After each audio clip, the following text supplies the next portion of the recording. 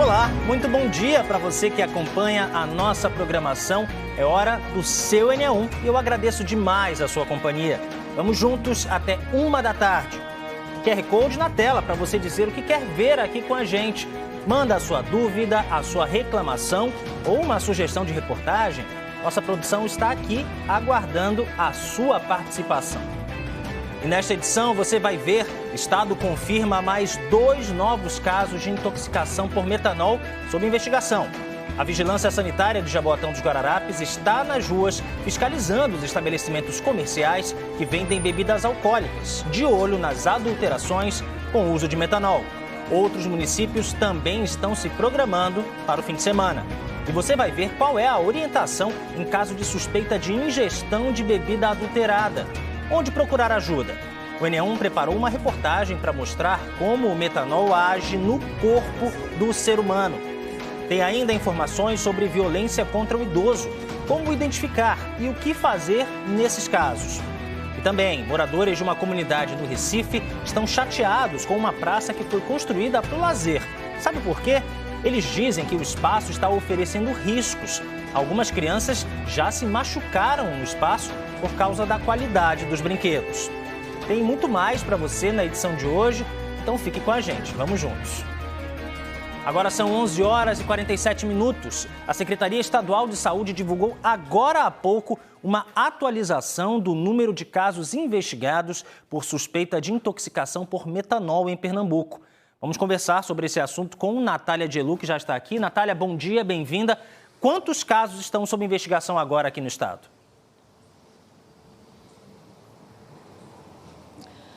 Bom dia, Gustavo. Bom dia a todos. Com esses 2 novos casos, agora 6 casos estão em investigação pela Secretaria Estadual de Saúde. Esses 2 novos casos divulgados há pouco pela Secretaria são de uma mulher de 26 anos que está internada. Ela foi atendida em Ipojuca, mas é residente de São Paulo. E um homem de 30 anos que mora em Gravatá, ele segue internado, de acordo com informações da Secretaria Estadual de Saúde. Esses 2 novos casos se somam a outros 4 que a Secretaria já havia informado, Esse boletim está saindo diariamente com atualizações sobre os casos suspeitos. Então, os casos que já haviam sido notificados eram 2 em Lagedo, Sendo uma morte de um homem de 43 anos e um outro homem de 32 anos que ficou com sequelas nos olhos. E também um caso em João Alfredo, que a gente mostrou ontem, um homem de 30 anos que morreu em João Alfredo. E outro caso que havia sido notificado pela Secretaria ontem, de uma mulher de 30 anos que é residente de Olinda e que ficou com sequelas nos olhos. Então, são 6 casos em investigação. A novidade agora é que Ipojuca, uma mulher atendida em Ipojuca, de 26 anos, que mora em São Paulo. Esse caso está sendo investigado por intoxicação, por metanol, A Secretaria está investigando. E ontem o ministro da Saúde, Alexandre Padilha, conversou com alguns jornalistas e durante a entrevista ele deu algumas orientações sobre esse momento que a gente vive, Que as pessoas estão com medo de ingerir bebidas alcoólicas por conta desses casos de intoxicação por metanol. E ele falou também que o Ministério começou a se movimentar depois que o número de casos notificados quase triplicou em 3 meses, em 2 meses, na verdade, porque existia uma média de 20 casos por intoxicação de metanol que eram notificados para o Ministério. E aí, em 2 meses, esse número praticamente triplicou. A gente vai acompanhar agora um trecho da entrevista do ministro da Saúde, Alexandre Padilha, sobre este assunto. Vamos acompanhar. Nós já chegamos a 59, são 5 de Pernambuco, 1 do DF e o resto todos concentrados no estado de São Paulo. 7 óbitos em investigação. Desses 7 em investigação, 3 são na cidade de São Paulo, 2 são na cidade de São Bernardo do Campo, no estado de São Paulo, 1 na cidade de João Alfredo, em Pernambuco, 1 em Lagedo, em Pernambuco. A nossa nota técnica reafirma o etanol farmacêutico como um antídoto efetivo para o tratamento, desde que receitado, acompanhado por profissionais médicos que têm experiência na utilização dessa droga. Já temos um estoque desse produto, estamos ampliando esse estoque, vamos chegar na compra de mais 4.300 ampolas desse estoque, que estará disponível a qualquer estado, a qualquer centro de referência, a qualquer unidade de saúde que não tenha esse etanol farmacêutico. Na condição de ministro da Saúde, mas também como médico, essa recomendação eu tenho feito a todas as pessoas que evite, nesse momento, ingerir um produto destilado, sobretudo os incolores, que você não tenha absoluta certeza da origem dele. Nós não estamos falando de um produto essencial para a vida das pessoas, não estamos falando de um produto da cesta básica, nós estamos falando de um produto que é seu objeto de lazer. Então, nada, não faz problema nenhum na vida de ninguém evitar o consumo desses destilados, sobretudo os incolores, que é onde se detectou a presença nesse momento, se você não tiver absoluta certeza de onde vem. Nós trabalhamos uma hipótese que sempre é a hipótese mais provável de alguém que está tendo um ganho econômico em relação a isso, por isso praticando esse crime.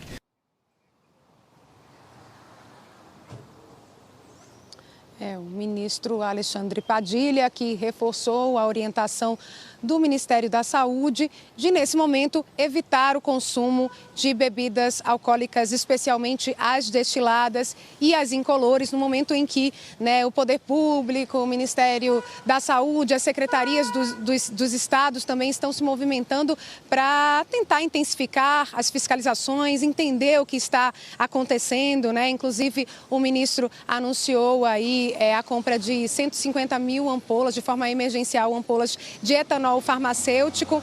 A gente preparou uma reportagem que a gente vai mostrar daqui a pouco sobre os efeitos que o metanol tem quando entra no nosso corpo, Porque a bebida alcoólica que as pessoas consomem normalmente é feita com etanol. E esse etanol, ele sai rapidamente pela urina. O metanol não, ele causa alguns efeitos, ele que é usado como solvente. Então, a gente preparou uma reportagem junto com o professor de Química, a gente vai trazer essas informações aqui para vocês, Gustavo. Natália, o metanol, ele é metabolizado dentro do nosso corpo, vira formol e aí causa esses danos, que a gente está acompanhando, principalmente no sistema nervoso, nervo óptico. Daqui a pouco a gente conversa e acompanha essa reportagem completa. Muito obrigado por enquanto. A gente agora vai conversar com Lilian Oliveira. Ela está lá em Jaboatão dos Guararapes e acompanha uma fiscalização da Vigilância Sanitária do município e do PROCON de Jaboatão em estabelecimentos que vendem bebidas alcoólicas. Nesse momento agora a fiscalização é ainda mais importante, Lilian? Bom dia, bem-vinda. Bom dia, Gustavo, para você e para todo mundo que está assistindo. Importante demais, e a gente lembra que essa fiscalização agora, ela não é punitiva, ela é preventiva. Então, os agentes da Vigilância Sanitária, do PROCON, vão até esses estabelecimentos, conferem ali algumas informações nas garrafas. É uma análise minuciosa, um trabalho de formiguinha mesmo. Eu vou conversar com a Deilza Ferraz, que é diretora, gerente da Vigilância Sanitária aqui de Jaboatão, para explicar um pouquinho dessa abordagem, O que é que vocês verificam nas garrafas que pode dar algum indício dessa irregularidade. Boa tarde. Boa tarde. Essa é uma ação de saúde pública, que a Vigilância Sanitária está intensificando junto com o PROCON, para que a gente possa alertar os proprietários de depósito, de restaurante e também de distribuidora. Como? A gente tem percebido desde ontem que iniciamos a fiscalização que eles não sabem, ver um registro do MAPA, que o MAPA é o órgão do Ministério da Agricultura que registra esse produto, não sabem ver se a garrafa está violada, não sabem ver o rótulo. Então a gente tem orientado isso, mas temos encontrado infinidade de bebidas destiladas que estão sem registro no órgão competente, que é o Ministério da Agricultura. Nesse sentido, a Vigilância Sanitária tem feito a interdição cautelar de todas essas bebidas. Então, Qual seria essa interdição cautelar?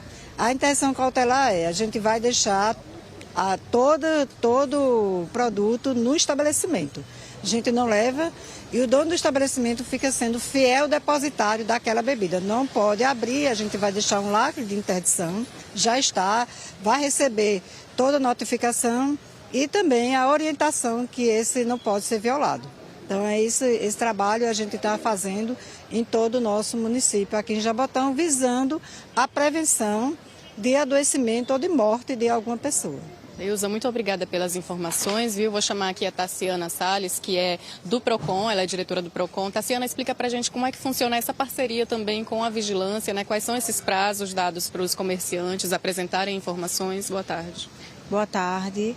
É uma ação de fiscalização, né, orientativa também, juntamente com a vigilância sanitária, para a gente averiguar se existem indícios ou alguma irregularidade nos estabelecimentos com relação a algumas bebidas adulteradas, né? Essa ação de fiscalização, a gente identifica os indícios, dá prazo para os estabelecimentos fornecerem as notas fiscais e a gente consiga rastrear e saber se esse produto realmente está seguro para o consumo e pode ser disponibilizado. Então, eles ficam com a guarda desse produto quando a gente encontra algum indício e aí, posteriormente, após a apresentação da nota fiscal e se tiver tudo ok, eles são liberados para o consumo. As duas informações principais que devem ser verificadas nessa fiscalização, então, e até pelos próprios comerciantes, né, nessa ação preventiva, é o número do mapa, que é do Ministério da Agricultura, e esse número do lote. Caso o número do mapa não tenha os 13 dígitos, que é a quantidade de números que precisa ter, né? Não é um indício de adulteração da bebida, mas pode ser de irregularidade, é isso? Exatamente isso. Se o mapa não tiver com o número correto, então ele pode entrar em contato com o PROCON ou com a vigilância sanitária para que a gente averigue esse estabelecimento e esse produto. Tassiana, muito obrigada pelas informações, viu? É isso, gente. As fiscalizações começaram ontem, devem seguir pelo município, também em outros municípios aqui de Pernambuco. A gente fala dessas duas informações importantíssimas. Os próprios comerciantes podem avaliar também os produtos e, se verificarem alguma irregularidade, podem ter a iniciativa também de acionar a Vigilância Sanitária e PROCON. O número é o 973237953. Esse é o do PROCON, para denúncias e também tirar dúvidas sobre esse assunto. Gustavo. Importante, né, Lilian, reforçar que as fiscalizações, elas não acontecem apenas nesses casos, né, pontuais, específicos de urgências, mas também ela tem que ser permanente, né, tem que ser todo o tempo, porque os estabelecimentos funcionam todos os dias, né? Agora a gente só está com a atenção reforçada por conta dessas investigações aí sobre supostas intoxicações com metanol. Obrigado, Lilian. E olha, durante o fim de semana, a fiscalização em bares, restaurantes e lanchonetes também vai ser reforçada em outros municípios do estado. O diretor-geral de Informação e Vigilância Epidemiológica de Pernambuco falou como vai ser feito esse trabalho. Vai ser buscado um processo de avaliação de rotulagem, integridade do lacre, se existe algum tipo de lesão nas tampas que fazem o fechamento dessas garrafas, alteração de volume, de cor, de odor, enfim. Qualquer sinal que possa suspeitar de fraude, aquele estabelecimento vai ter uma notificação lavrada, vai haver uma apreensão cautelar daquela bebida exposta à venda para que haja uma análise em laboratório e caso haja algum tipo de confirmação de adulteração, iremos iniciar o rito administrativo sanitário com as penalidades previstas em lei. Já tem algum registro de apreensão no estado desde que os casos se tornaram públicos? Apreensão de bebidas, no caso? A partir do processo de intensificação, nós iremos finalizar um balanço nas próximas horas. Esse trabalho de intensificação ele já começou desde a última quarta-feira. Para os consumidores é importante que eles sempre busquem priorizar locais seguros. Caso não exista segurança, não exista suspeita, caso aquele consumidor identifique algum tipo de risco por meio de uma rotulagem possivelmente apagada, pouco legível, fraudada, evitar drinks prontos, evitar consumir bebidas que tenham um preço diferente do praticado na rotina, né, no comércio, poderão ser considerados como indícios, né, de fraude e de adulteração. E nesse componente de insegurança sempre recomendamos que não se faça o consumo de bebida nesse momento, que você priorize a sua segurança e que busque fazer a aquisição em estabelecimentos idôneos e que de fato ofereçam segurança para o consumo. 11 horas e 59 minutos, quase meio-dia. A gente segue agora com informações do trânsito nesse finalzinho de manhã, início de tarde, começando com imagens ao vivo da Avenida Domingos Ferreira, em Boa Viagem. Aí tranquilidade, né, nas duas pistas, na verdade nas 5 pistas. A gente não vê nenhum congestionamento agora, sinal fechado para os motoristas. Agora a gente vai até a Avenida Mascarenhas de Moraes. Olha só, aí já está um pouco mais complicado no bairro da Embiribeira. O trânsito aí que segue nessa pista da direita bastante carregado. Aí os motoristas que vêm aqui para o Recife, né, para o centro do Recife. Na pista da esquerda, motoristas sentido aeroporto, também Jaboatão dos Guararapes. Agora, Avenida Norte, com o professor José dos Anjos, em Água Fria. Aí também nada de congestionamento, sem lentidão. O sinal está fechado mais ali à frente, mas os motoristas não encontram dificuldade para seguir por esse trecho da capital, agora meio-dia em ponto. Vamos mudar de assunto agora. Os moradores da comunidade Milagres, no Barro, aqui no Recife, estão vivendo um dilema. O sonho de uma praça para o lazer das crianças se tornou realidade, mas a instalação de um brinquedo de concreto em formato de cuscuz virou pesadelo. Uma criança quebrou um dente e outras já se machucaram ao brincar lá. Além disso, há lixo e lama no campinho ao lado do parque, que, de acordo com a população, também deveria ter sido requalificado pela prefeitura junto com a entrega do espaço para as crianças. A praça fica na rua Cantor Leandro, no bairro do Barro. O que deveria ser um espaço de lazer e diversão para as famílias da comunidade de Milagres, infelizmente tem causado mais preocupação do que tranquilidade. No local passa um esgoto a céu aberto. O lixo toma conta da praça. Niele tem um filho que gosta muito de brincar na praça, mas infelizmente o menino adoeceu com um germe que teria pegado no local. Quando chove, fica tudo cheio d'água. Meu menino já é a segunda vez que pega germe no pé, outra vez estourou o corpo dele todinho, porque tem um canal do lado, o cheiro é muito forte também. E assim, eles ajeitaram o campo, disseram que ia fazer a praça e havia outra equipe para ajeitar o campo. Até hoje a gente espera esse campo ser feito. Os problemas não param por aí. Dona Tatiana contou que o filho de 12 anos acabou se machucando nesse escorrego. Segundo ela, a situação foi tão séria que precisou levar o menino ao hospital. Meu menino de 12 anos brincando, aí escorregou, ficou com o rosto todo deformado, quebrou o dente, ficou com a cara, aí tive que socorrer ele, ficou 1 dia, 2 dias no hospital. Isso não é um brinquedo para uma criança brincar. Somente isso aqui, que é tudo de concreto. O seu outro filho também se acidentou aqui? Também, o outro cortou o queixo. Fora mais meninos que vêm para cá brincar, que pode até acontecer mais uma tragédia pior. A comunidade tem poucas opções de lazer e as que existem não oferecem segurança, nem recebem a devida atenção do poder público. Quem mora na localidade reclama da situação da praça que foi entregue recentemente. Não vem limpeza nenhuma, pode observar que está tudo sujo aqui.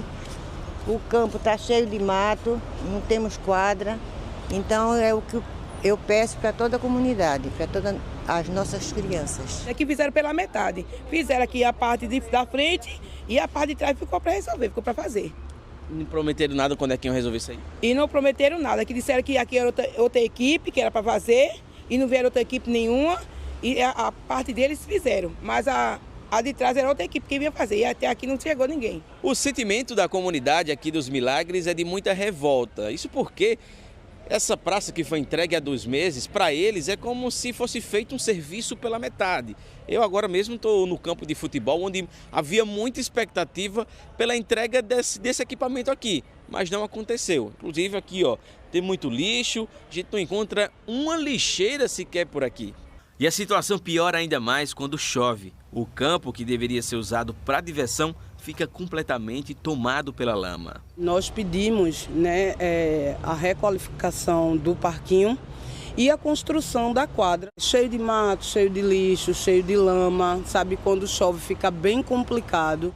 Tassiana está revoltada com a situação. O local não tem segurança, as crianças estão doentes, se machucando e os adultos que precisam fazer exercícios, as pessoas precisam ir até a beira da BR porque não tem um espaço adequado. Porém, os arquitetos disseram que a Inlurb estava sem alambrado, no caso uma tela, não puderam fazer o campinho das crianças, né? E é uma questão, gente, de inclusão social, porque a gente, tendo esse campinho, a gente pode fazer atividades físicas, tendo em vista que a gente é uma comunidade tão vulnerável.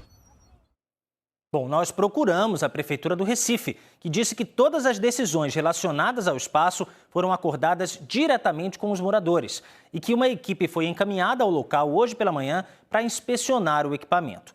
Após ouvir as queixas dos moradores, os degraus do brinquedo de concreto em formato de cuscuz foram removidos. A Prefeitura disse ainda que ofereceu à comunidade orientações sobre o uso adequado desse espaço. A SUDENE, Superintendência do Desenvolvimento do Nordeste, lançou o Boletim População Idosa. O documento reúne dados entre 2013 e 2023 e aponta o envelhecimento da população nordestina e ainda o crescimento das notificações de violência contra esses idosos. Os dados estão aqui na tela, olha só. Mostram que em Pernambuco foram registradas 292 notificações em 2013.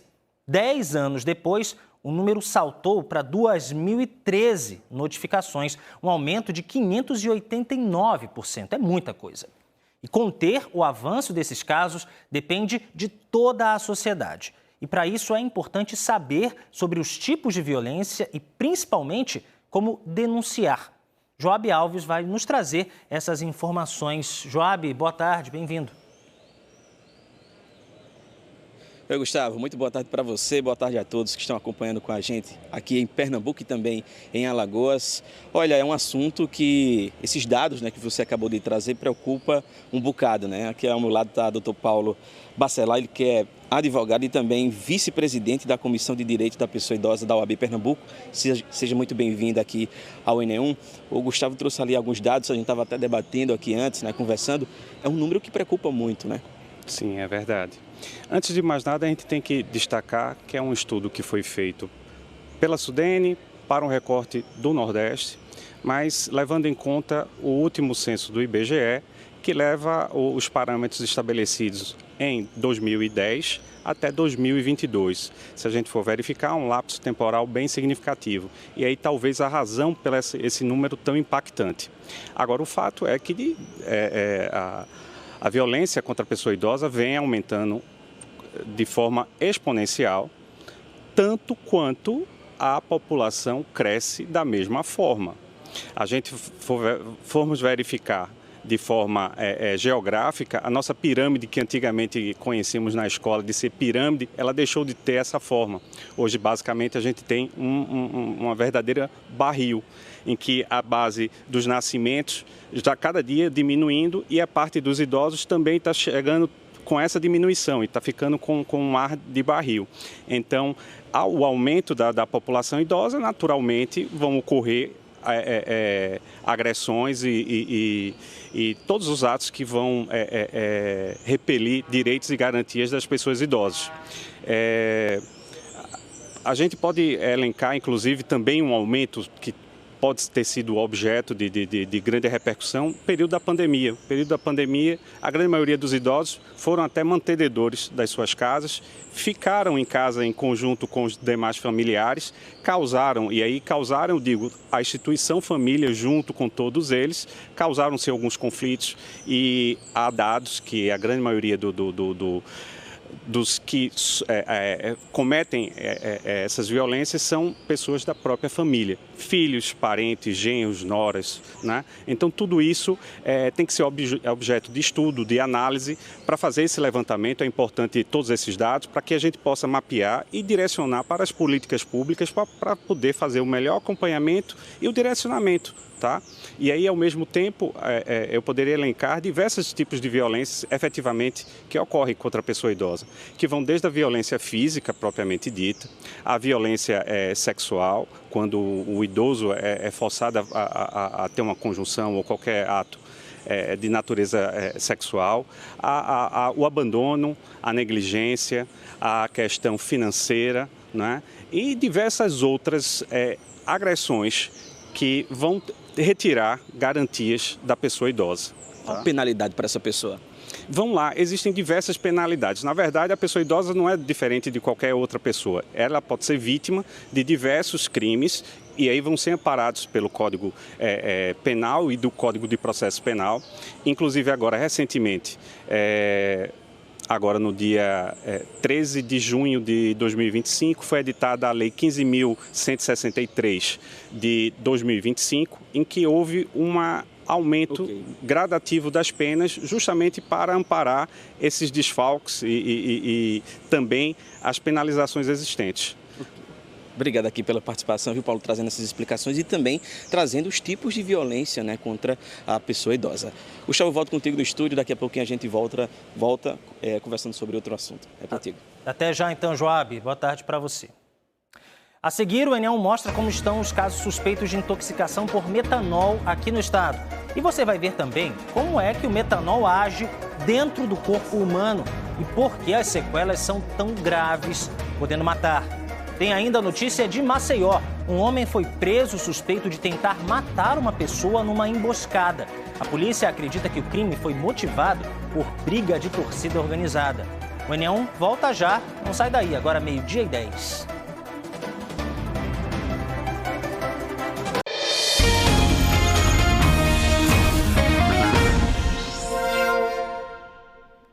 Meio-dia e 13 minutos, seja bem-vindo você aqui de Pernambuco e você também que nos acompanha em Alagoas, pelo sinal da TV Asa Branca.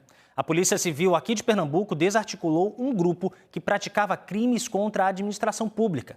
As investigações foram iniciadas em outubro do ano passado, em conjunto com o Ministério Público Estadual. Bruno Fontes está na sede da Polícia Civil de Pernambuco e tem outras informações para a gente sobre essa operação. Bruno, bem-vindo, boa tarde. Oi, Gustavo, boa tarde para você, boa tarde para todo mundo. Você falou também em Alagoas, né? A gente também, essa operação foi para bem perto de lá, para São José da Coroa Grande, né? Porque também era uma área de atuação dessa associação criminosa, tá? Que tudo começa, então, nessa Câmara Municipal de Pojuca. Os parlamentares, eles estão sendo investigados, sim, mas nenhum foi preso, por enquanto, tá? Mas, por enquanto, a Polícia Civil conseguiu prender 3 mulheres, 4 estão foragidas, 4 homens estão foragidos nesse esquema. Esse crime de peculato é quando o agente público ele consegue ter essa vantagem. E esse dinheiro eram emendas parlamentares destinadas a associações, algumas até fantasmas, ou então eles usavam CNPJs dessas associações e eles então destinavam esse dinheiro. E era muito dinheiro. Começou com 2 milhões e chegou agora, nesse último ano, mais de 20 milhões que eles estavam então destinando emendas que seriam para a saúde da cidade lá de Pojuca. Dr. Ney Rodrigues, ele conduziu a investigação, uma investigação bastante importante, inclusive eles estão pedindo o bloqueio desses bens. Muito boa tarde para o senhor. Doutor Ney, explique para a gente como é que era esse esquema mesmo, como é que esse dinheiro saía lá do município de Pojuca e chegava até essas associações. Então, é um esquema criminoso bastante complexo, né? Mais uma vez, a Polícia Civil demonstra aí, né, o seu protagonismo, né, no combate à criminalidade organizada. É um trabalho investigativo realizado em conjunto com promotores do GAECO. A gente investiga esses fatos desde 2024, quando a gente recebeu informações, né, verificou em blogs, em Instagrams, denúncias a respeito de emendas parlamentares que estariam sendo enviadas para um determinado instituto denominado IGPN. Na ocasião, houve uma fiscalização por parte do Tribunal de Contas, porque emendas parlamentares estariam sendo destinadas a uma associação que sequer existia. Foi feita uma fiscalização por parte do Tribunal de Contas e o pagamento para essa associação foi suspensa. O que ocorre? Segundo as denúncias, quando houve essa suspensão desse pagamento para essa determinada associação, 9 parlamentares passaram a encaminhar esses valores, né, das emendas a uma determinada associação, que foi investigada, né? A gente conseguiu aí demonstrar através da investigação que essa associação não tinha capacidade técnica operacional para oferecer aqueles serviços que foram contratados através de um termo de fomento entre a prefeitura e a respectiva associação. Delegado, então, a gente percebe, quando o senhor está falando agora, que esse dinheiro tem a destinação dos vereadores, vai para a prefeitura, por meio da Secretaria de Saúde, então, destina esse dinheiro para essas associações, que seria um dinheiro público para cuidar da saúde. E houve alguma fiscalização da prefeitura? A prefeitura liberou esse dinheiro. E nesse tempo todo, por que eles não sabiam que esse dinheiro ia para associações que não existiam, então não destinavam, realmente não faziam essas obras para a saúde? Então, são emendas impositivas, né, que é votada na Câmara Municipal e o Poder Executivo tem a obrigação de pagar. Poder Executivo, depois de votada, né, e as emendas e o parlamentar indicar as emendas, a Prefeitura encaminha os valores para a pasta correspondente, que no caso seria a Secretaria de Saúde, e a Secretaria de Saúde, por sua vez, realiza o termo de fomento com a respectiva associação e faz esse pagamento. Cabe à pasta respectiva, né, à secretaria respectiva, verificar se a associação cumpre os requisitos legais, né, antes de formalizar aquele termo de fomento e realizar o pagamento. Eu agradeço pelas informações do senhor. Então, Gustavo, a gente já percebe, então, que essa investigação continua. É uma primeira etapa que a polícia, então, junto com o GAECO, eles quiserem, então, estancar, impedir que esse dinheiro continue, porque outros pagamentos seriam feitos. Aí você vê associações pequenas que não existiam e receberam mais de 20 milhões de reais e o dinheiro estava saindo o tempo todo para elas. E aí, quem deveria fiscalizar, deveria ter uma fiscalização aí da Prefeitura com a Secretaria de Saúde. Mesmo assim, esse dinheiro estava sendo pago. Eu volto com você. E quando a gente fala, Bruno, de crime contra a administração pública, é crime contra a gente, contra cada contribuinte, com o nosso dinheiro, né, que esses grupos estão trabalhando. Mas que bom que a polícia conseguiu interceptar essa organização. Obrigado, até já. A gente volta agora a falar dos casos suspeitos de intoxicação por metanol em Pernambuco. A Secretaria de Saúde confirmou agora há pouco 2 novos casos suspeitos. Um em Ipojuca, de uma moradora de São Paulo, e um em Gravatá. Os 2 seguem internados em unidade de saúde. Esses casos começaram a aparecer há pouco mais de um mês. De acordo com a Secretaria de Saúde de Lajedo, no dia 29 de agosto, Jonas da Silva Filho foi atendido no Hospital Municipal da cidade. Ele apresentava dificuldades de enxergar, náuseas, pressão alta e taquicardia. Ainda de acordo com a secretaria, Jonas morreu pouco tempo depois de dar entrada na unidade de saúde. O caso foi encaminhado ao Serviço de Verificação de Óbito de Caruaru. E só depois do laudo, a Secretaria de Saúde de Lajedo deve notificar a Secretaria Estadual de Saúde como morte suspeita. 4 dias depois, Celso da Silva, de 43 anos, também deu entrada no Hospital de Lajedo. Ele foi transferido para o Hospital Mestre Vitalino, em Caruaru, em estado gravíssimo. Tinha desconforto respiratório, dificuldades de enxergar, pressão alta e taquicardia.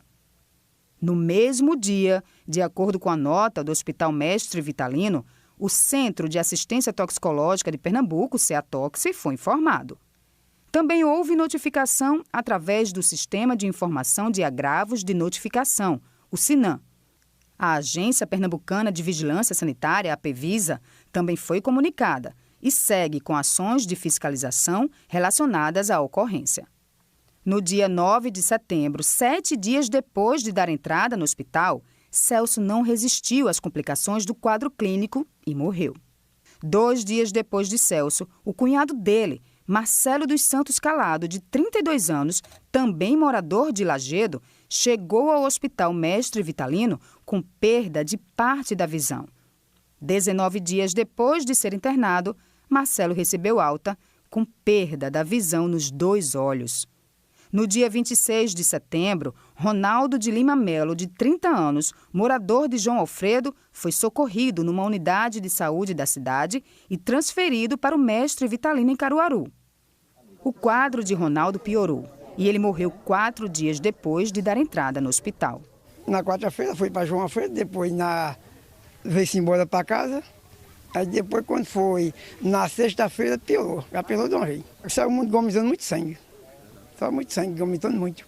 Na última quarta-feira, quase um mês depois dos primeiros casos, a Secretaria Estadual de Saúde falou sobre as notificações de intoxicação por metanol. Uma orientação para a população de uma forma geral, principalmente quando se tratar de destilado, né, que é o principal foco de fraude nas bebidas nesse momento, é procurar comprar em locais idôneos. O que a gente está chamando de local idôneo? Local que tenha sido vistoriado, que tenha a licença da vigilância sanitária, né, que esteja em conformidade com as regras sanitárias. A Polícia Civil também falou sobre as primeiras investigações. A suspeita, né, da ingestão do metanol, a suspeita essa que não está ainda confirmada, porque demanda de uma perícia, de um resultado pericial, né? Mas toda a polícia está atenta, né? Nós notificamos todas as unidades policiais para que nos informem se há casos nos seus municípios.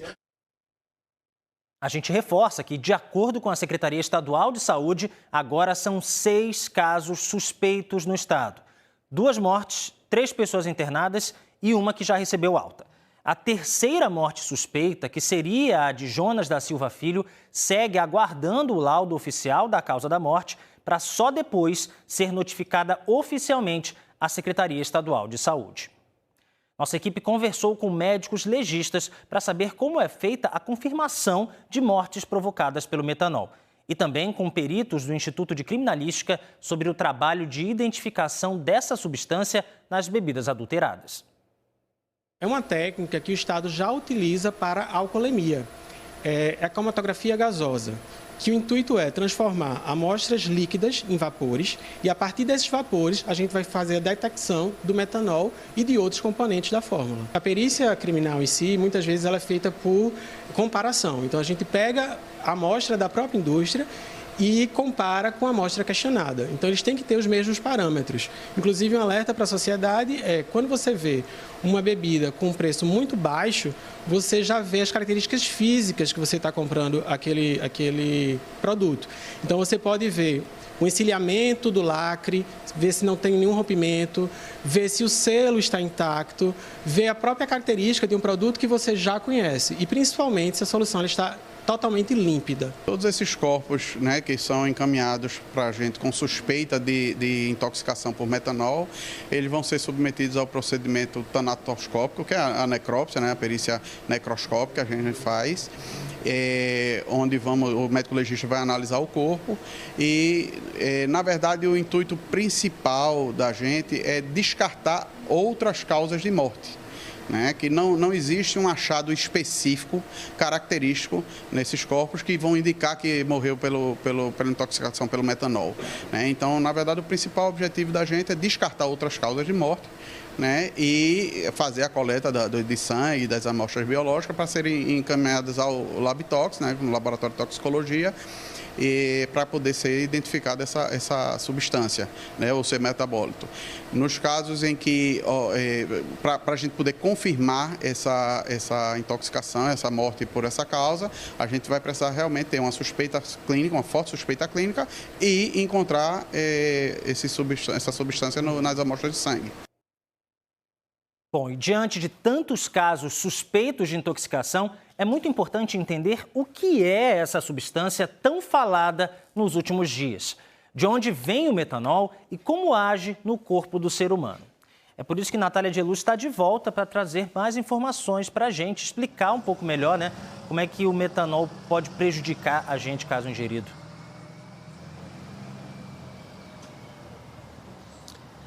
Gustavo, o metanol, quando entra no nosso corpo numa situação dessa, de uma bebida adulterada, ele causa uma reação química e se transforma em uma substância tóxica, que é o ácido fórmico, um subproduto do formol que a gente conhece, né? E esse ácido fórmico, ele afeta vários órgãos, várias partes do nosso corpo, especialmente o sistema nervoso central. Então, é por isso que a gente está vendo, nesses casos que estão sendo investigados, lesões oculares, né, no nervo óptico, lesões nessa parte neurológica também, né, na nossa parte neurológica. Então, a gente esteve hoje com um professor de química que explicou um pouco como é esse processo, como é essa reação. Porque o metanol, ele já foi usado no passado como combustível, por exemplo, na Fórmula Indy, para tentar minimizar alguns acidentes com gasolina, porque quando algum acidente acontecia, de repente o carro pegava fogo e era aquela fumaça preta, mas aí quando ele começou a ser usado como combustível também na Fórmula Indy, outros problemas apareceram, porque a chama do metanol é uma chama invisível, então em algumas situações os pilotos acabavam sofrendo ali um acidente e não dava para ver que o corpo dele estava pegando fogo e aí parou de ser utilizado como combustível, né, na Fórmula Indy. Então, esse material hoje, esse produto hoje é usado como solvente, por exemplo. Então, é muito tóxico mesmo para o ser humano. A gente preparou essa reportagem, vai mostrar um pouquinho para vocês o que acontece no nosso corpo quando o metanol, a gente tem contato com essa substância tóxica. Vamos acompanhar a reportagem. O metanol foi usado como combustível na Fórmula Indy entre 1965 e 2007 e protagonizou cenas inusitadas no esporte. O fogo invisível do metanol quase provoca uma tragédia nos boxes. A gente só vê a chama do metanol quando a luz está assim, apagada. Eu estou aqui com o professor Cleiton Luiz, professor de Química, que vai mostrar para a gente como é que acontece essa reação, porque é praticamente invisível a chama do metanol, né, professor? Isso mesmo, o metanol ele é um álcool e, por ser um álcool, ele é um combustível. Então, a grande diferença, né, etanol e metanol, é a sua combustão. A combustão do etanol ela é mais visível. Olha só. Esse é o etanol. Esse aqui é o etanol. Perceba que a chama é amarela. E agora eu vou queimar o metanol. O metanol já está queimando aqui, ó. Olha só, a combustão ela é mais limpa. Quando queima metanol, produz gás carbônico e água em uma reação de combustão.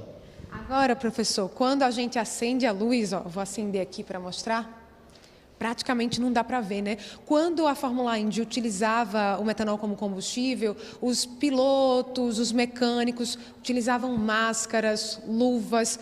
Por quê? É um componente, é uma substância tóxica para a gente, ser humano? É sim. O metanol, ele pega na sua mão, ele é absorvido pela pele.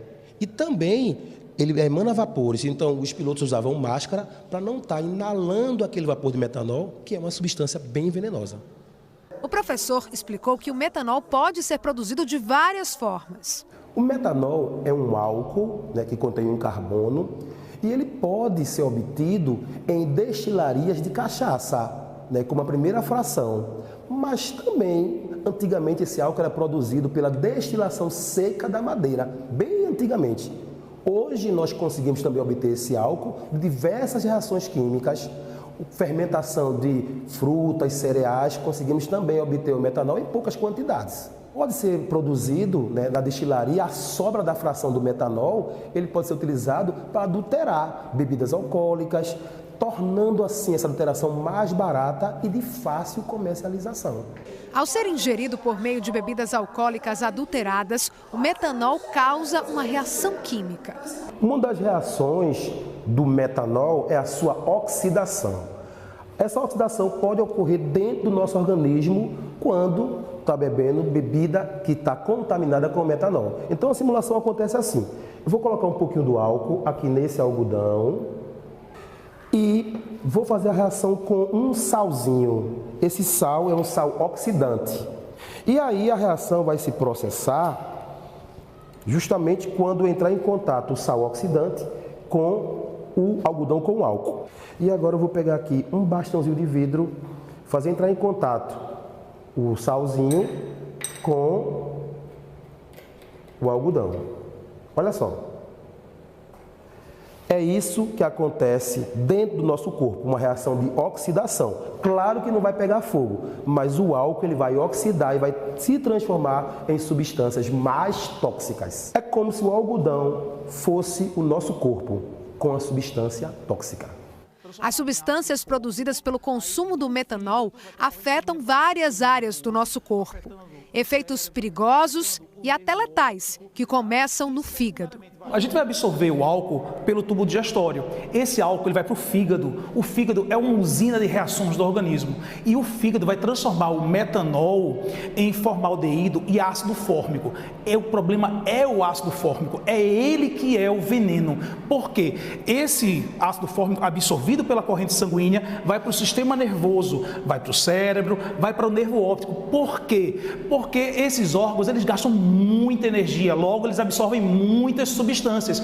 E justamente o ácido fórmico, ele vai entrar na célula e vai inibir uma enzima da cadeia respiratória. O que é isso? É uma reação que extrai energia do nosso organismo. Ora, órgãos que gastam muita energia vão ser logo afetados. Então, por isso que a pessoa começa a ter confusão mental, né, fotofobia, que é a irritação dos olhos. O problema é justamente que o fígado se confunde e aí vai usar essa enzima para metabolizar o metanol.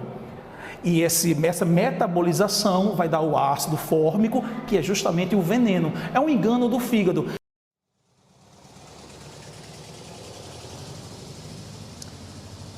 A gente entendeu um pouco como é que funciona, né? Como é que age o metanol quando entra no nosso corpo.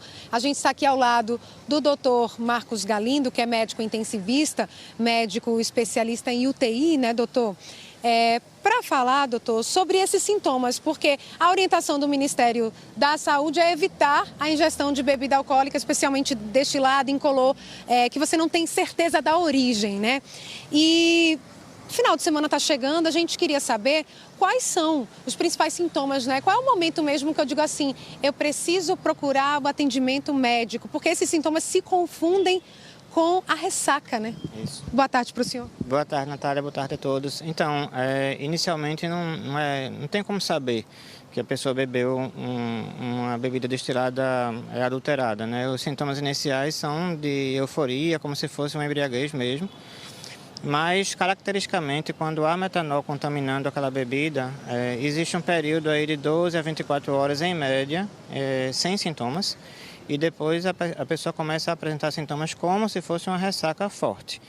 Doutor, o senhor vai continuar comentando, mas aí eu queria contextualizar com a nota que a Secretaria Estadual de Saúde trouxe, né? Porque ela trouxe detalhes sobre esses dois casos, dois novos casos que estão em investigação.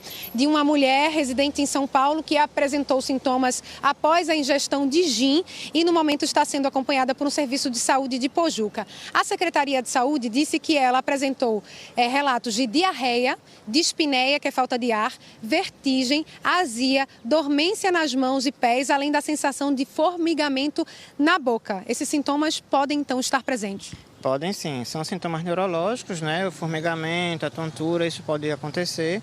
E no caso dela, um sintoma que é importante e que precisa ser visto é a dispneia. A dispneia é a falta de ar. Então, à medida que o ácido fórmico ele se acumula no sangue, o sangue vai ficando ácido, obviamente, né? E aí, uma das coisas que o nosso organismo faz para tentar compensar essa acidose é começar a respirar mais rápido. Então, a respiração fica rápida e profunda, esse é um dos sintomas. Outros sintomas que sugerem gravidade são qualquer alteração visual, qualquer coisa que aconteça com a visão, porque pode ir desde uma turvação da visão até perda de visão para cores, até perda completa da visão. Então, assim, os sintomas visuais são bem variados. Qualquer alteração visual é um sinal de gravidade ou qualquer alteração neurológica, né? Sonolência, crises convulsivas, tonturas, qualquer coisa assim, deve procurar uma urgência. Então, essa é a orientação para procurar o atendimento médico, né? Porque os sintomas são parecidos com a ressaca, mas se tiver alguma alteração visual, procurar o médico. Que normalmente, quando a gente fala de atendimento de saúde pública, pode procurar a UPA, pode ser o primeiro serviço de atendimento mais próximo? Isso, o mais próximo possível, porque as equipes, inclusive, agora estão atentas, né, ao que está acontecendo no Brasil inteiro, e aí eles vão saber detectar se pode ser um caso de intoxicação ou não, e aí se precisar de um atendimento de maior porte, porque o tratamento definitivo para essa intoxicação é hemodiálise, né, e esse paciente vai ser transferido para um serviço que consiga fazer o tratamento completo. A Secretaria também atualizou dizendo que chegou uma quantidade, né, de antídotos produzido com etanol, né, farmacêutico, para usar como antídoto para o tratamento de pacientes. Como é que é feito esse tratamento, doutor? Porque aí eu queria que o senhor falasse também da quantidade, né? A quantidade que a pessoa ingere de metanol pode ser decisiva nos sintomas que ela vai apresentar. Pode. Uma quantidade tão pequena quanto 50 ml, 60 ml do metanol já pode ser suficiente para levar ao óbito algumas pessoas. Claro que isso depende também do metabolismo individual, depende de uma série de outras coisas, mas o que está na literatura é que desde uma quantidade aí em torno de 50 ml até 240 ml de metanol é fatal para um adulto, mais ou menos 1 ml por quilo. Quando o paciente chega na urgência com sintomas, a gente tem que ver se tem sinais, né, de acidose, do sangue estar ácido. Então a gente faz alguns exames para ver se tem sangue ácido. Se ele tem sangue ácido, bebeu recentemente e tem alterações visuais, que são os mais frequentes, tem que ser considerado como um caso possível de ser metanol. E aí o que a gente faz, até conseguir levar o doente para a hemodiálise, é tentar retardar a produção do ácido fórmico, inibindo a enzima que faz essa transformação do metanol em ácido fórmico. Que a gente faz isso de duas maneiras. Uma é com uma medicação que não tem ainda no Brasil, que eu vi que o governo está tentando conseguir, que é o Fomepizol. E a outra é utilizando o etanol, o álcool normal, né? Porque o etanol, quando a gente administra para o paciente, essa enzima vai preferir metabolizar ele e vai deixar o metanol de lado por um tempo, até a gente ganhar tempo para a hemodiálise. Doutor, muito obrigada, viu, por essas informações. A gente está entendendo um pouco, né, desse assunto agora. É importante a gente falar sobre isso. A gente volta com você, Gustavo. Natália, obrigado também ao doutor que deu essas explicações para nós. E olha, a gente coloca aqui na tela alguns canais para onde você pode ligar para buscar ajuda, né, em casos de intoxicação. O primeiro contato é do Ciatox, aqui de Pernambuco, 24 horas por dia, tá? 0800 722 6001. Tem também aí os contatos da ouvidoria da Secretaria Estadual de Saúde, número 136, contato do PROCON, que é importante também aí caso você perceba algum indício de adulteração de bebida alcoólica, o número tá aí 0800 282 1512. E também tem a Delegacia de Crimes contra o Consumidor, DDD 81 3184 3835. Se você está chegando agora, daqui a pouquinho todos esses contatos vão estar lá no Globoplay para você anotar e ter salvo, né, para esse momento aí em que a gente está apreensivo na hora de consumir bebida alcoólica com essas possíveis intoxicações com metanol. Agora, 12h38, a gente segue para Maceió. Henrique Pereira traz informações de uma prisão realizada pela Polícia Civil de Alagoas. Um homem é suspeito de tentativa de homicídio. Ele teria montado uma emboscada para matar um torcedor do time adversário. Henrique, conta mais essa história para a gente. Boa tarde, bem-vindo. Pois é, Gustavo, boa tarde para você, boa tarde para todo mundo acompanhando o NE1. Eu estou aqui ao lado do delegado Robervaldo Davino, titular do 6º Distrito Policial aqui da capital, que chefiou a equipe que prendeu esse suspeito. Esse crime ocorreu em 25 de julho agora e, infelizmente, teve essa motivação, briga de torcida organizada. Doutor, muito obrigado pela sua disponibilidade. Explica para a gente como foi feita essa prisão e esse caso lamentável, né? Mais uma vez, uma motivação dessa sendo quase terminada em homicídio. Boa tarde, Henrique. Boa tarde, Gustavo. Boa tarde, telespectadores. A realidade, o fato chegou ao nosso conhecimento no dia do fato, dia 25 de julho. Nós começamos a investigar, mas a vítima estava hospitalizada. Quando ele voltou, veio aqui e relatou o fato com detalhes. Nós já tínhamos alguns elementos levantados.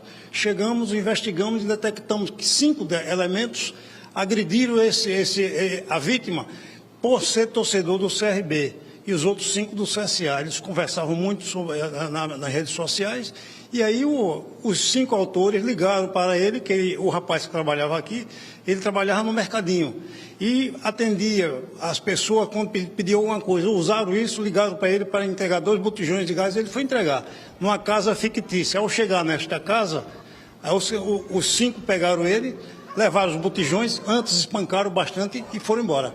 Nós investigamos e chegamos no autor, no proprietário do veículo. Fizemos o inquérito representando pela prisão, mas o proprietário, até ontem, quando foi preso, não disse quem eram os que estavam com ele. Está na justiça agora, para ele ser resolvida a situação na justiça. Temos um preso, 4 ainda por serem capturados.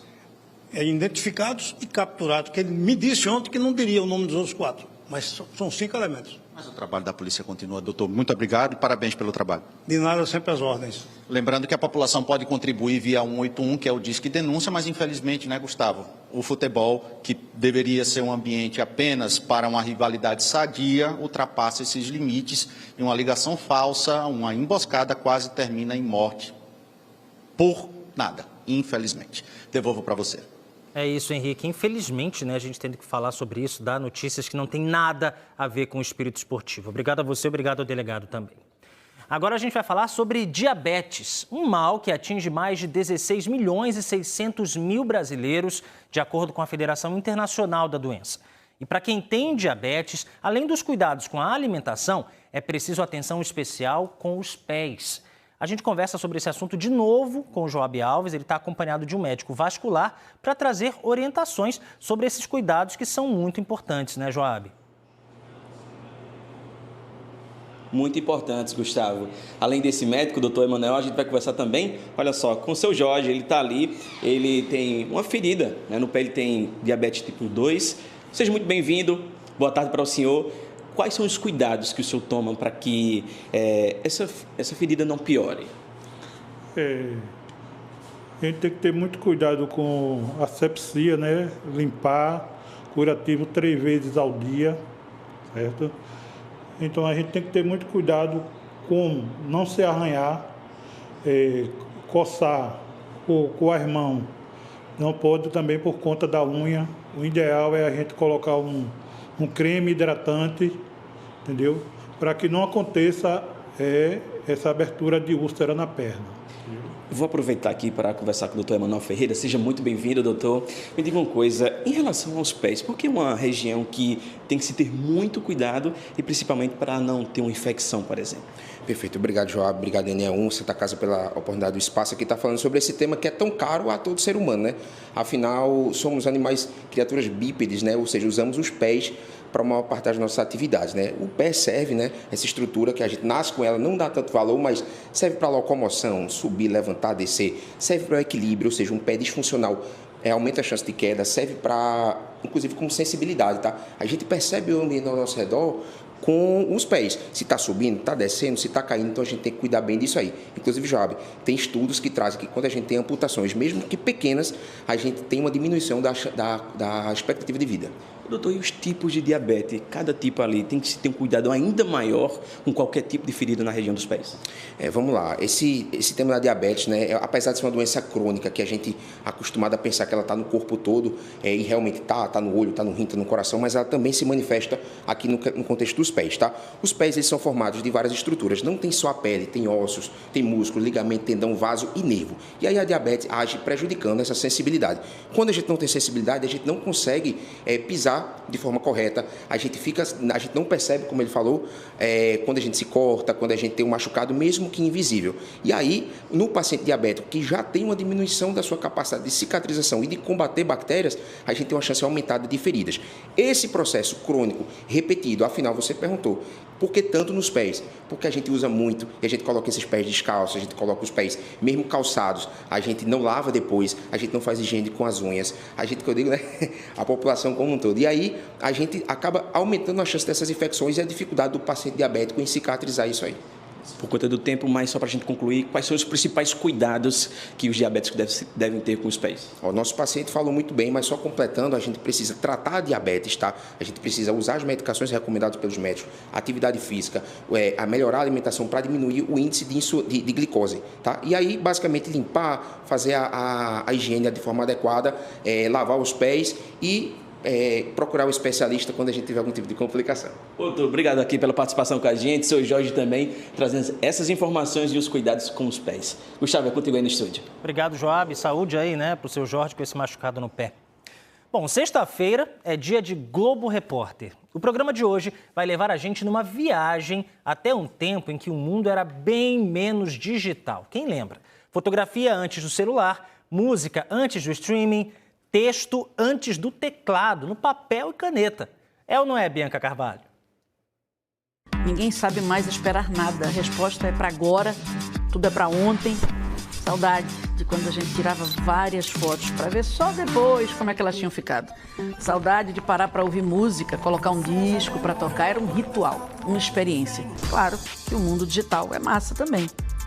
Mas eu acho que minha alma é analógica. Querendo saber para quem eu estou escrevendo essa carta, né? E o conteúdo da carta todo vai ter que esperar. É hoje, no Globo Repórter. Anota aí, o Globo Repórter de hoje é logo depois do Estrela da Casa. A seguir, o NE1 recebe aqui no estúdio uma convidada muito especial. É Cindy, minha gente. Sucesso no teatro, na TV, em todo canto. E ainda as dicas de lazer para o seu fim de semana. O NE1 volta já, 12h46.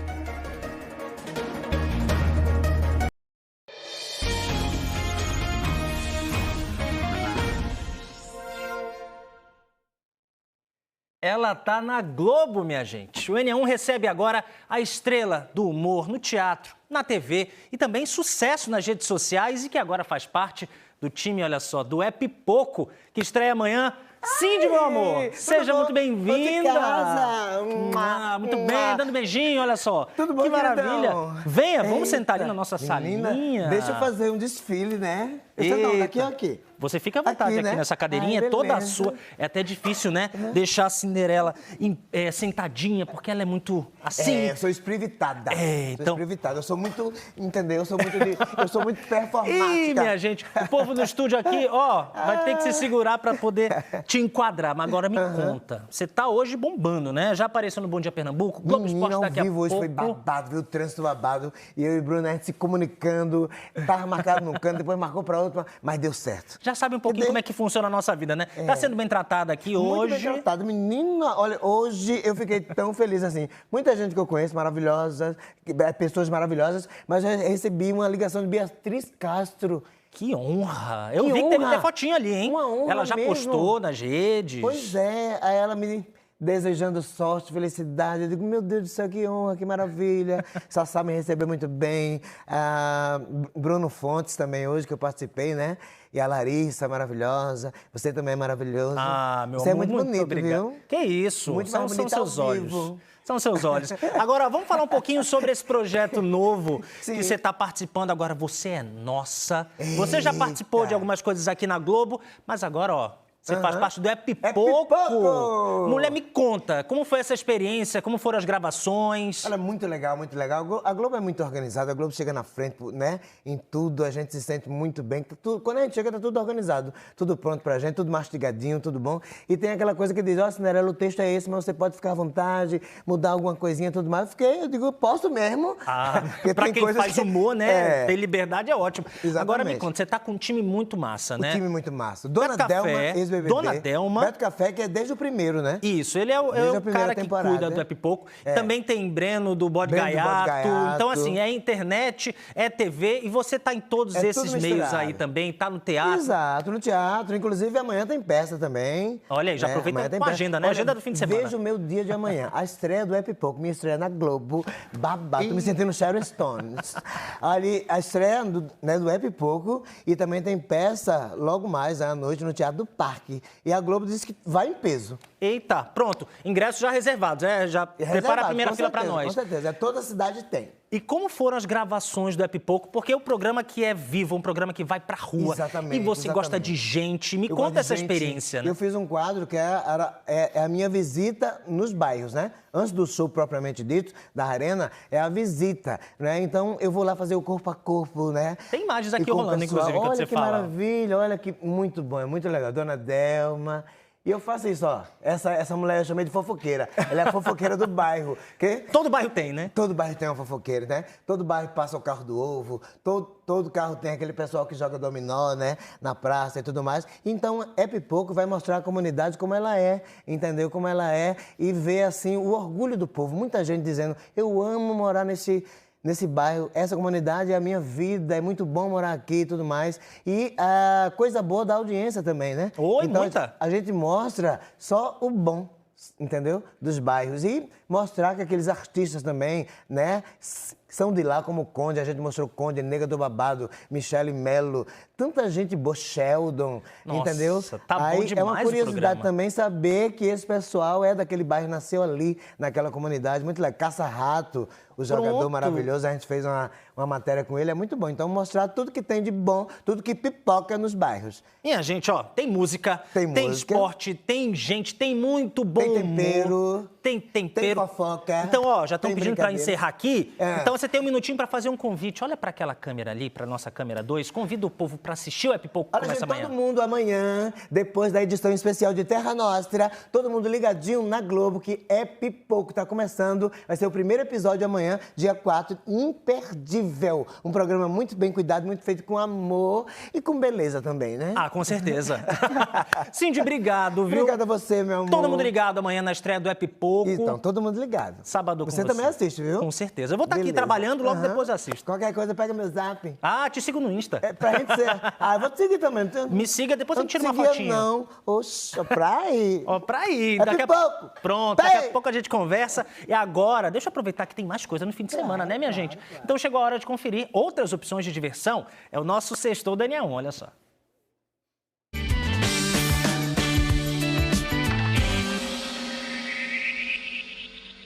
Alô, meu povo, aqui é Marcílio Montier, passando aqui para convidar todo mundo para essa sexta-feira, um super grande show grande no 100% Brasil, onde vai ter Adilson Ramos, André Viana, participação de Karina Lins e banda Camelô. Eu sou o Dr. Vini e dia 3 de outubro, às 8 da noite, estarei lá no Shopping Pátio, no stand-up e na varanda. Espero todos vocês lá, hein? O nosso sextou tá imperdível no Super Clube das Paz, com um super show do Condinho para todos vocês. Orquestra das Paz, Essa do Recife, Cris DBA, mas a atração principal é tu, então não perde não. Nos dias 3, 4 e 5 de outubro vai acontecer a primeira edição do Festival Damas na Arte, que vai ser lá no Eufrásio Barbosa, uma programação extensa, né? Tudo free. Coloca na tua agenda e vamos se encontrar. Neste sábado, dia 4 de outubro, a partir do meio-dia, vim curtir a Recifeira Multicultural. Vai ser na rua, em frente ao Compaz, no Alto Santa Terezinha. Se liga aí que dia 4/10, a partir das 17 horas, tem Coco da Liberdade, Salsa América e Batuques de Pernambuco, lá no Bar do Ró, em Olinda. Simbora! Aqui é o DJ Pós, passando para convidar vocês para o Melodia de Bodega deste sábado,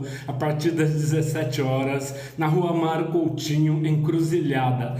Convidado é Fred04, da banda Mundo Livre S.A. Aqui quem fala é o Ponto de Equilíbrio. Estamos aqui para lembrar que sábado da melhor forma, sabadão agora, dia 4, a gente vai estar onde? Recife, de Pernambuco, no Classic Hall. Missangue é o nome da festa. Rafa da Samba Arrasta aqui passando para convidar você para nesse sábado a volta do nosso tão amado Sambinha do Chacon, no mesmo local, no Poço da Panela. E ó, Samba Arrasta confirmado, Felipe Farra confirmado, Rafa Mesquita confirmado e muito mais. Aqui é Lucas Mamed e tô passando para te convidar para o meu show esse sábado, dia 4 de outubro, na Avenida Rio Branco, no nosso Marco Zero. A gente vai fazer um show com banda completa, vai ser maravilhoso. Tô passando aqui para convidar vocês para conferir a programação de Dia das Crianças do Plaza. Eu estarei com o meu cordel animado, contando histórias em cordel para crianças de 0 até 148 anos. Tragam as crianças para a gente se divertir com muitas histórias, músicas e brincadeiras. Até lá! Nós somos os Trimandos Brasil! E queremos convidar todos vocês para vir conferir o nosso show neste sábado no Marquês Art Bar, no Recife Antigo, às 19 horas. Esperamos por vocês para uma noite com muita MPB. Passando para convidá-los para o Pagode do Té, que acontece agora, dia 4/10, neste sábado, no Clube Internacional. Pura Paixão, Bora Bora, Rafa Mesquita e Capital do Sol. Aqui quem está falando é o Zé Ramalho, para convidar vocês para assistirem ao espetáculo O Admirável Sertão de Zé Ramalho. Eu não estou presente no elenco, mas estou convidando a todos. Oi, pessoal! Nós estamos aqui para convidar vocês para assistir o espetáculo Chapeuzinho de Neve Adormecida. Venha nos assistir! Que legal! E os fãs de literatura vão ter, a partir de hoje, uma programação muito especial. É que começa daqui a pouco a 15ª Bienal Internacional do Livro de Pernambuco. Uma edição que marca os 30 anos desse que é um dos maiores eventos literários do país. Quem já chegou antes de todo mundo, olha só, o Daniele Fonseca. Adianta pra gente o que vai ter de bom por aí, Dani. Boa tarde. Oi, Gustavo, boa tarde para você, boa tarde para todo mundo. Olha só, uma opção para crianças, jovens, adultos, para os apaixonados por literatura, para quem quer iniciar esse hábito ou para quem quer resgatar um hábito que deixou para trás, né? Vai de hoje até o dia 12 de outubro, Dia das Crianças, e eu estou aqui com um dos expositores, ao todo são mais de 250, tá aqui todos os anos. O que significa Bienal, hein? Para os apaixonados por literatura. Boa tarde, a gente vai falar agora com Ednilson Xavier. Olha, a Bienal Internacional do Livro de Pernambuco é um verdadeiro êxtase para quem gosta de livro e leitura. Então, aqui a gente se realiza, simplesmente que é um sonho realizado.